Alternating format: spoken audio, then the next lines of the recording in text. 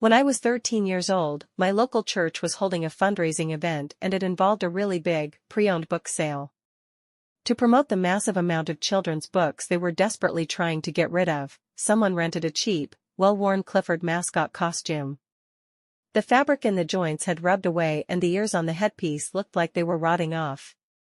There were some troubling stains on the ass of the suit and it certainly smelled like someone had shit themselves before dying inside of it. One of the high school choir boys had, at the overbearing pressure of his mom, volunteered to wear the suit for the event.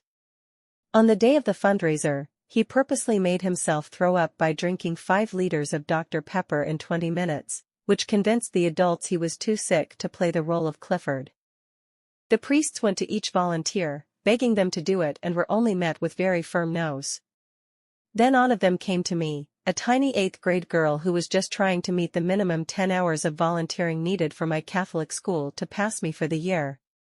Not only did the priest offer to sign my volunteer sheet and fully fill it out, thus completing my requirements when I had done maybe 2 hours of volunteering total, but he also handed me a $20 and said, "Jesus suffered for you, so you can tough this out for some little kids." The worst pain I ever experienced in my life was when I was 21 and my appendix ruptured, which also caused some cysts on my ovaries to burst as well. I passed out several times from the pain on the way to the hospital, and when I came to after the emergency surgery, one of the nurses smiled at me and said, "Well, honey, you just experienced a pain worse than natural childbirth." When I tell you I would rather have my rotten appendix violently shoved back in my body and have it removed all over again, than ever wear that Clifford suit again, I mean it. The stench inside the mascot head made me feel like I was in that scene of Spirited Away when the gross mud spirit schlops his way through the bathhouse and the smell was so bad that it spoiled food. My eyes burned, the saliva in my mouth dried up, and the heat from my own breath made it stick to my pores. The worst part about it all is that every child that came by was terrified of Clifford the decaying corpse.